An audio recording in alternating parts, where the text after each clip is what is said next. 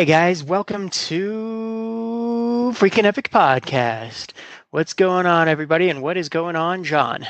Hey man, how's it going? Not amazing. Actually, no, let's edit that out. It's going amazing. It's going so well. This is a very positive podcast. So positive. We are Yeah, we are always at the both. top of our games. Nothing Yes, ever happens outside of the podcast. We're not good. one thing has ever happened. I had ice cream sandwiches for dinner. Life is just brilliant. Okay. So, I have a question for you. I have an answer for you. I think you might have heard this question before, but the question is, what you thinking, John? So this week I've been thinking about movie monsters quite a bit because I've been thinking about like it and Uh-huh. what do you call it? Uh, We or us or whatever the new Wizard one of is. Oz. Wizard of Oz. Okay, of all the places you were going, that was not the one I was Yeah, expecting. no, because I kept thinking of the Wicked Witch of the West, but I couldn't think of the name of the movie or whatever it was from, and so I was just blanking on it. But I've been thinking about movie monsters and Yeah, how and they. how every single person, if you were to ask them, what are your top five monsters? What are the top five monster movies in history? Number one every time. Every single time. Wizard of Oz. Like, remember, it was in color. How scary was that back then? I know It it was in was color. There was crazy. there were flying monkeys, terrifying, obviously. Hmm. But no, I've been thinking about their monsters and their stupid weaknesses. Okay. Because in Wizard of Oz, they were uh, the Wicked Witch of the West was melted from water. Yeah. And Vampires. also Oh, in Signs, in the movie Sign. yeah, and There Signs. might be That's so. spoilers here, by the way. Okay, if you haven't seen Signs, what are you doing with your life? Like honestly, Signs is a fantastic movie. But yeah, so the monster in Signs was weak to water. Yeah. When I when I went to watch Signs, I watched it on opening night in the movie theater.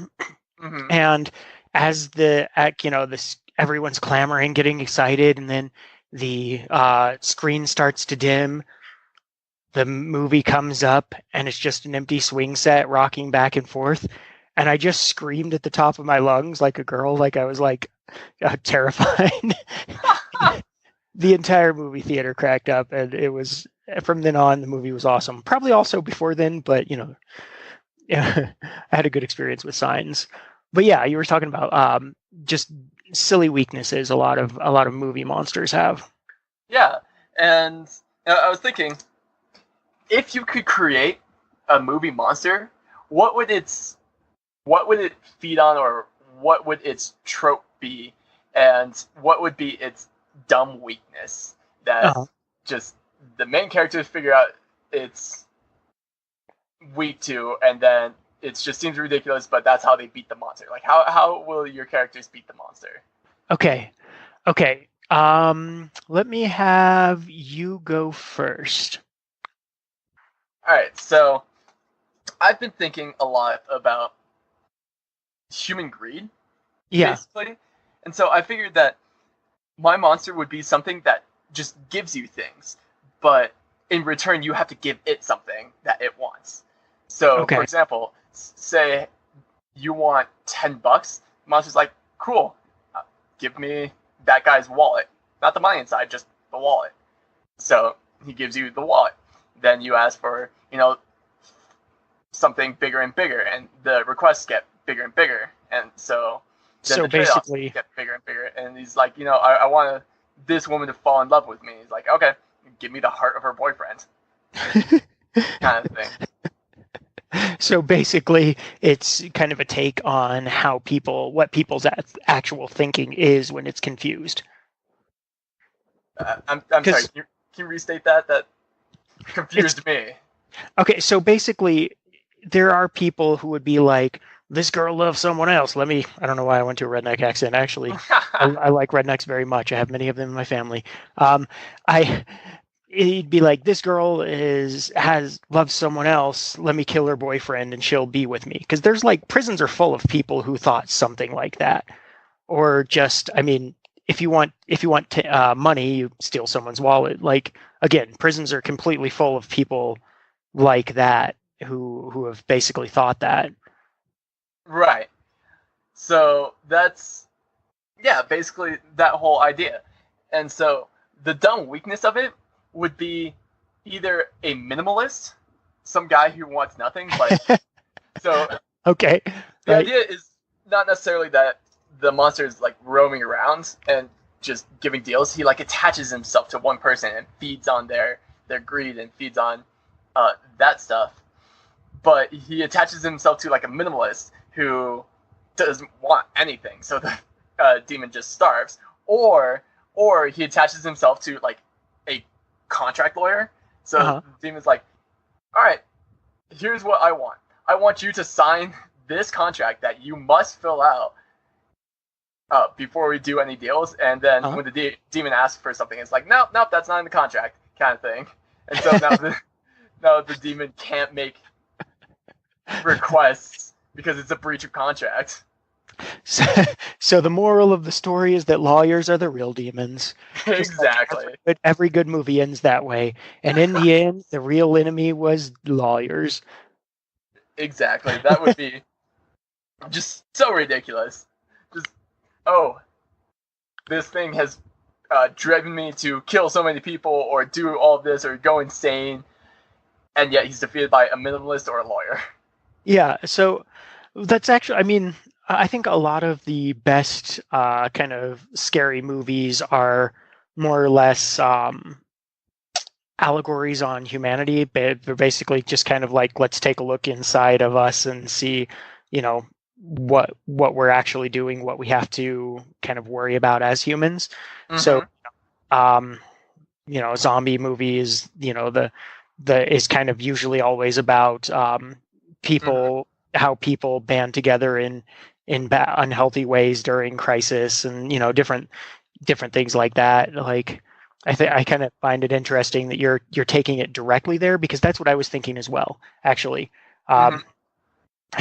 we're basically on the exact same wavelength. What I was thinking is essentially kind of a demon type force that would kind of feed on hatred, and and so essentially it would make people either you know, the extreme political people on either side in our current society who are yelling and screaming about everything, and basically you kind of notice as you watch the angriest people, they kind of start losing their minds a little bit, posting crazier and crazier things that obviously aren't true, like no matter which side you're on. And so I was thinking like it would basically do that, but it would actually be stealing away their rationality at each time. And the difference between, you know, real life and that is they wouldn't be able to get it back. So you'd just be kind of go into raving lunatics. And that's, I mean, like I've met some people who had kind of like descended into that, and no matter what you did for them, no matter how you helped them, even if you gave them the exact thing that they said they wanted, it never satisfied them, and they were still yelling at you and at the world for not giving them, you know, what they deserve. And it's kind of like I literally just gave you, you know, this, and you're so, you know, so caught up within your own mind, it kind of like essentially winds up trapping you inside of your own mind so that you can't escape. And you're also like, it kind of like slowly eats away yourself. So you're becoming less and less human and less, but you're still kind of wearing the skin, so to speak, of a human, and you're still walking around with everyone else, but you're just kind of descending into a kind of a subhuman state. Right. Yeah, that'd be super interesting. I think, I don't know, I think something interesting would be that's how the demon would be trying to take over the world, essentially. Yeah, I don't think he would start using them as like his soldiers. Like he would somehow be able to direct their rage. Yeah, Yeah, exactly. I don't think he would be trying specifically to take over the world. He would be trying to he would basically be kind of the ultimate example of the end result of that kind Mm-hmm. of mindset. And so he wouldn't be trying to take over the world. He'd be trying to get what he believes he deserves. And, basically, essentially, kind of in his twisted thinking, he'd be thinking that essentially he's making everyone like him, and so he'd be thinking he's making the world a better place, kind of. But Mm-hmm. so he's not trying to take over the world, so to speak. It's kind of like Joker, could take over the world, but that's not his goal. Like, his goal is to just bring that chaos in. This demon thing's goal isn't to take over the world, it's to basically just bring everyone else into his world and make them all finally happy and make them all finally see the real reality. Okay, that'd be interesting. But he would be basically using people against each other, and you could Mm-hmm. kind of so sometimes physically, sometimes mentally, depending on the situation, but just kind of trying uh, to essentially strip away people's humanity over Right. over the course of time, or sometimes immediately if he could get away with it. No, that'd be interesting. Hmm. One of my friends had a script that he wrote about a kind of a Native American tradition of the past about skinwalkers, and they Right. were basically kind of essentially demons who would kill someone, wear their Where the skin. So like and kind of just come from. like, yeah, and that concept always just creeped me out. Like, what if the person you were talking to was a demon, was trying to like just eat away your soul, so to speak. Right. Yeah, that's kind of creepy because throughout life, well, throughout recent life, Hmm. well, no, when I was a kid, then kind of stopped for a while when I was a teenager. Now that I'm an adult, I've been wondering, like, what if there are things like that we just never know because they're hiding among us? Like, So what you're so saying is internet trolls are actually psychotic real like demons. demons, they're cyber demons who Yeah, live there, who live in the internet. weird. Yeah, I mean, because there's just so much like, I don't know. It's so creepy to think that some person who's just genuinely making your life worse actually that's their Their goal, whole and goal. that's what they live for. Hmm. Yeah, that'd be just so beyond not good. No, I speak good words sometime. Hey, we are podcast for speaking word. Yeah, I couldn't even wrong right. I Nice. couldn't do it incorrectly correctly. I'm working on it.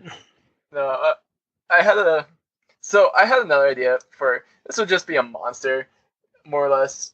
Uh-huh. Um, but I like the idea of something that doesn't feel pain. Yeah. Like I like the concept of zombies Uh-huh. because of the terror of the fact that when you're fighting zombies, you cut off its limb, it doesn't feel pain.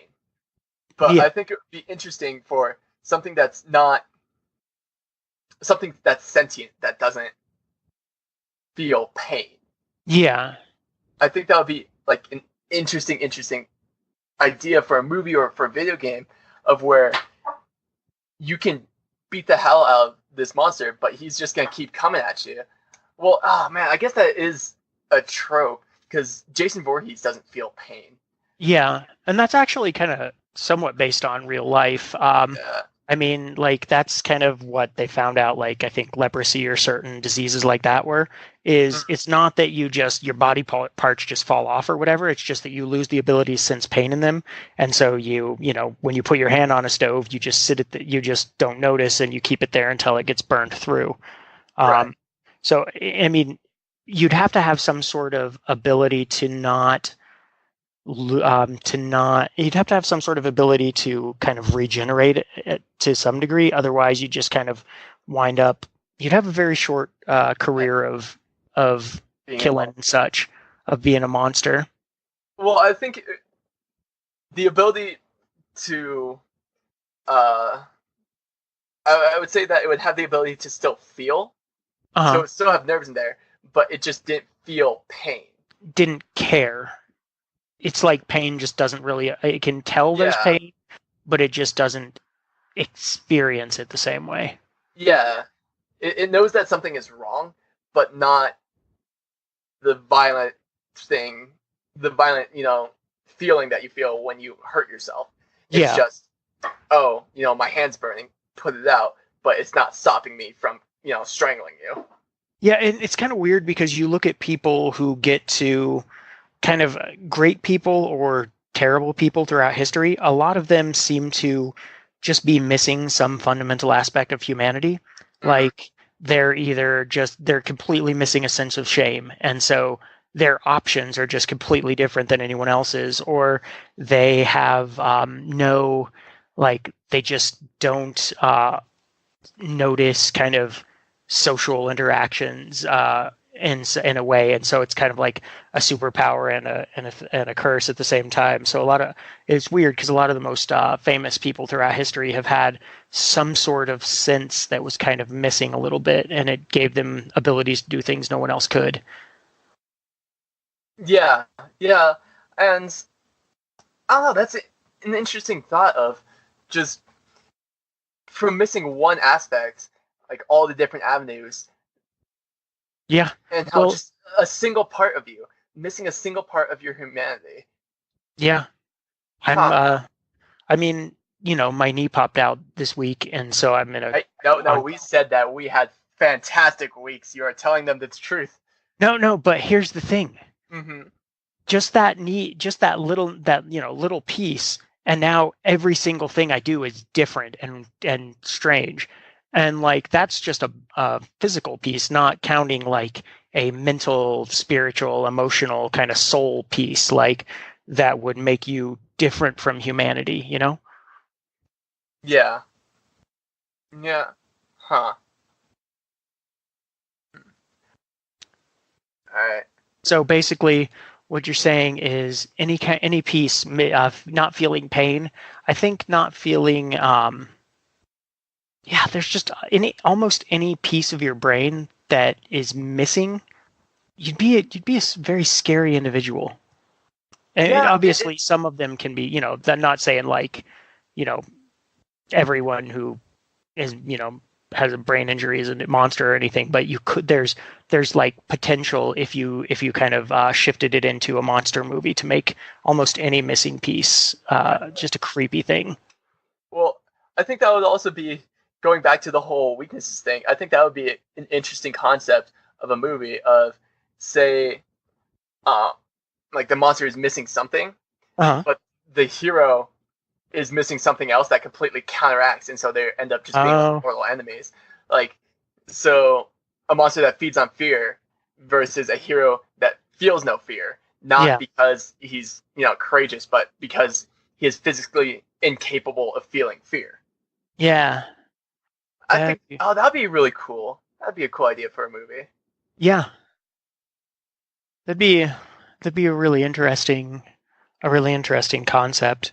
Yeah, of just two characters who, like, the bad guy is just missing something, but the hero is missing something else. And while, by itself, that might be a huge flaw in the hero, but when it comes Uh-huh. against the monster, it's, a huge asset, and it's what allows him to ultimately win, because missing the ability to feel fear is Hmm. a crazy, crazy concept, because fight or flight is a huge part of everything that humans do. Yeah, everything that we do.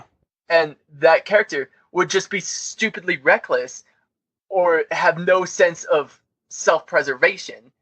Well, they could have like a sense of self-preservation that they've built up over the years, but it would be purely pragmatic. It wouldn't Yeah. be like there wouldn't be any instinctual component to it, so they'd have to think and decide. So there'd be kind of some interesting points in like the story where, they'd have to decide to like, oh, I need to fear right now, and they kind of, run away or whatever. They're like it'd Mm-hmm. be al- it'd be almost interesting to kind of see that person's journey learning how to how to fear well, and it'd be kind of Yeah. really illuminating to like figure out what as humans how we should learn to fear, because fear is a tool, and it's an invaluable tool, but it's also a crippling weakness if we use it improperly.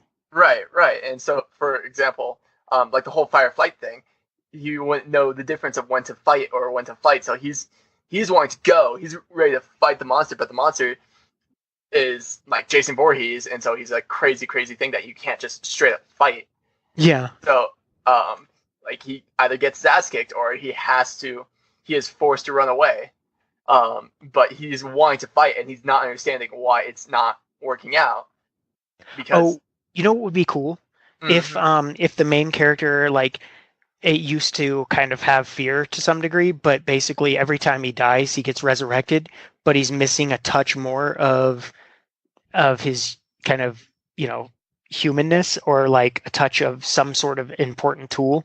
And so fear, like, so if he like at some point he gets killed by the monster and he comes back, but not only does he not have fear, but suddenly he's like blind in one eye or something, and just so he's kind of like trying to defeat him without losing all of himself. And so he has kind of this, he's not worried necessarily about dying, but he's worried about every time he dies, he has less ability to deal with, reality. And that would be a super interesting concept, because the premise is that they're both this like race of immortals who resurrect, but the monster is someone like an immortal who is so far gone, he's died so many times that he is just a literal monster at this point, where all he does is kill. That's all he knows to do. And so the hero is struggling with, he's lost his ability to fear, but now he has to struggle with like learning fear in order for him to not just keep dying and become the monster. Yeah, that would be really cool. Yeah, that's a good idea right there. I would read the hell out of that, or watch that movie so many times. That'd be so cool. All right, so any listeners out there, if you want to, write a script and make this, we will watch it. You will have 2 viewers, guaranteed. Exactly. And then if it gets big, let's talk royalties. If it gets big, we demand ice cream sandwiches for life. I want my name in the credits. And ice cream sandwiches for life. And ice cream sandwiches for life. No, I don't want ice cream sandwiches for life. I want push pops. What? I love push pops. But ice cream sandwiches are better. But push pops are fruity and delicious. Yeah, fruit flavored. I'm old. Yeah. When you get old, you stop loving fruit flavors as much. That's a thing. The older you get, you can like track people's political beliefs by which candies they like. It's pretty hilarious. Someone did like a extensive study on it, and you're like, oh, chocolate lovers, fruit flavored lovers. You just know where they're going to vote because you know how old they are. It's pretty funny. That's interesting. You're young. You're young. You young kids and your push pops and your. I'm not that much younger than you. I am not that much younger than you. How old are you now? 36. Okay, I am more than a decade younger than you. Okay. I am 24. So, all you listeners, if you want to stalk me online, I am 36 years old, so that narrows down your scope of humanity. You can tell that I have a mostly American accent. Narrows down to 330 million people. I sound male. That's like 180 million-ish, or 160 million. I don't know. Didn't do the math. 36 years old. So I'm just saying, you're down to like 20 million possibilities. Well, they also know your name. Well, yeah. Okay. In these days, a name goes much farther than anything else, really. I lost the part of my brain that understands like naming conventions in the world and what information I've already revealed to people, such as. That's funny. No, it's crazy how much you can find on just Facebook. If any of my friends are like being interested in a girl or something like that, I would just say, okay, what's her name? And then find out everything about her. I'm like, I'm judging her. I'm judging her heart right now. She has like the puppy dog emoji. Buddy. Puppy dog emoji is not bad. It's kind of like a little bit standard, but it's like it's fine. I don't go, oh, puppy dog emoji, they're a bad person. I go, I puppy don't dog emoji, assume they're a bad person. I just assume that they're a standard human being and not special.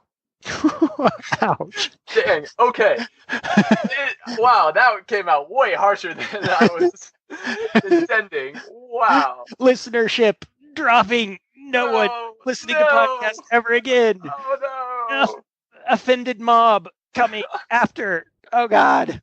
Oh no, I've ruined it all. We can never do a podcast ever again. No. Don't worry, guys. This only happened because he's lost the part of his brain that deals with normal people and believing that they're special, and also tact. No. It's what I have lost is my ability to censor things, to censor my thoughts. It's just all out there. That's what Reddit is for. I gotcha. Okay. Shoot, where were we before I offended everyone? I think we were just talking about the movie. I think I'm good. I've got I think we've kind of gone over monster movies. We've hit our time. Life is good. Okay. Well, yeah, man, I am really interested in this movie that we have just now created. Yeah, I mean, actually, I think that would be really cool. We could do kind of like start it off as like a kind of a comic book, because you could do kind of a basic comic book and then expand it from there to like other media forms, because you kind of have the 50 page basic plot line already set up, and then you can just kind of expand on the world. Because it would be interesting, because I would have it like set on Earth personally, and then because the first book is always kind of a very personal, like more, it's always smaller stakes than like the second, third book, whatever. So you'd start off with like these two's battle, and then he defeats him, and at the end, you kind of get a hint, and then the second one, like, hey, there's 10 more people coming from this world in various stages of decay, and some of them are good guys, some of them bad guys, and each good guy, you kind of have like, they've started to develop protocols to test who's still sane and stuff. Like, it'd be a really interesting society. Oh no, and the society would they would hire specific people to fill out specific jobs based off of what part they were missing. Yeah, that's really interesting. So, like prison guards, they would make sure that they had no empathy or anything like that. So that way, the prisoners couldn't take advantage of the guards' empathy, kind of thing. Or doctors would lose the ability to feel stress under pressure. Yeah, like things like that. And it's basically, but then there's the untouchable cast who they've lost too much, and so they can't get any jobs or are looked down upon in society because they've died too many times. So there's a whole like anarchist regime going on because they want part of the society, but they just keep dying and becoming more and more monsters. What would be interesting? Part of the reason the bad guy was kind of coming to Earth, so to speak, by so to speak, I mean literally. Part of the reason he was coming to Earth is because he had basically kind of got it fixed in his mind that his goal was to real die, and so he'd go to different worlds and just kill until either he was killed, and his goal is to die enough times that it ceases to exist. So his goal is literally to get killed by these people, but there's got to be there's got to be a reason that you can't just end your own existence if you're one of those people. Maybe because they are considered gods by like a multiverse or something, so they're not so they're stopped from. Oh, what would be interesting too is if there were certain people who gained those things that other people lost, and so they're. Ooh, that is a super good idea, and say that's the reason why people lose things, period, is because these immortals found out a way to basically harvest those emotions from people, so that way they could have like a stockpile to do whatever they wanted with it. Yeah. And so they basically, these immortals created the whole society around their project. Yeah. That'd be interesting. No, and then so the resurrection thing like wasn't originally like a part of their inherent being, but it's kind of like a machinery that automatically resurrects them. So that's why they can't die. They can just hope to become so bad and evil that the kind of the people in charge will kind of put them down permanently. Mm-hmm. Well, no, so I was thinking about, say, so the whole anarchist group I was talking about, like the Untouchables. Yeah. Instead of like they would have the like part of the second or third book or whatever, they developed a way to permanently kill people. Yeah. And so they've upset the balance of things, and so now people are freaking out because all of a sudden they're dying permanently. Yeah, that's interesting. Yeah.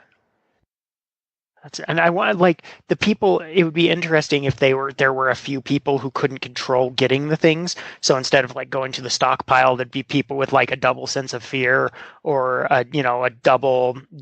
Some of them are good. You get double hearing, and you've got a superpower. But you're just kind of always taking it's almost like a lottery every time. Like you could be screwing yourself by, and the person in charge of the whole thing has 50 senses of fear or something like that, and so that's why they are keeping the whole system in place, like the kind of the biggest, the top god of that dimension or whatever. Right. Interesting. Okay. That's all I got. All right. Cool. So let's give this movie a name. All right, how about this? In place of fear. In place of fear. Yeah. Huh. In place of fear. That's really good, because you're like, oh, in a place of fear, but also what is coming in place of fear, and like I like that. Yeah. In place of fear. It's got a lot of. I like titles with a little bit of a subtle second, third, fourth meaning. Yeah, not bad for coming straight out of my ass. Exactly where all good things come from. Exactly. All right. So thank you, John, for telling me what you're thinking, John. Of course. And listeners, we will talk to you later.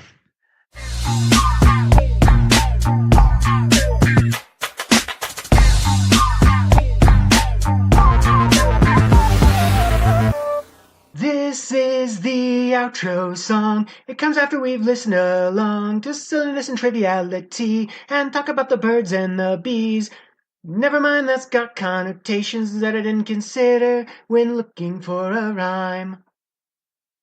Well, here's the outro song. You can all just sing along in your car or on a run, whatever you do for fun. Thanks for bringing us along in the shower or on the lawn. Maybe not in the shower after all. Seems like a good way to trip and fall, by which I mean electrocute yourself. Thanks for listening. Oh.